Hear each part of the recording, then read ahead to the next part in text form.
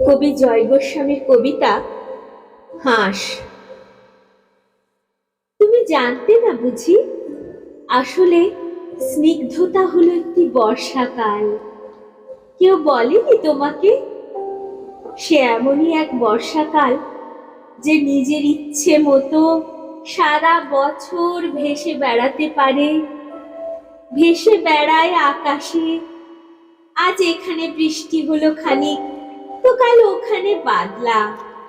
সেই সঙ্গে থেকে থেকেই ঝোড়ো হাওয়া আর ঘূর্ণি বাতাস তো আছেই।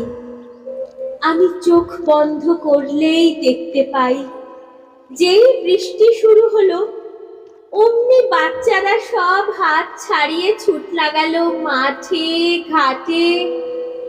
আর মাটির দেওয়াল ও টিউকলের সামনে দাঁড়িয়ে গায়ের বউরা খাল থেকে বিল থেকে তাদের হাঁসগুলোকে ডাকতে লাগলো, চই চই চই চই চই চই। আজ থেকে প্রায় 1 শতাব্দী আগের বাংলায় তোমার এক বাল্য সখী তোমাকে চই চই বলে ডাকতো আর খ্যাপাতো। তোমার মনে পড়ছে কি? আজ এই জন্মে তুমি শীতের দেশের হাঁস।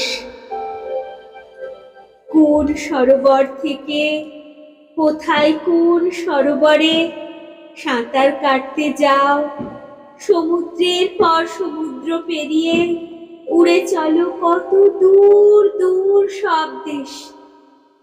কিন্তু এবার এই জন্মেও একজন তোমাকে তোমার সেই 100 বছর আগেকার ডাকনাম ধরে ডাকছে, একেবারে নিঃশব্দে ডাকছে, চই চই চই চই চই চই। আর তুমি বোধহয় কিচ্ছুই শুনতে পাচ্ছ না, তাই না? ধন্যবাদ।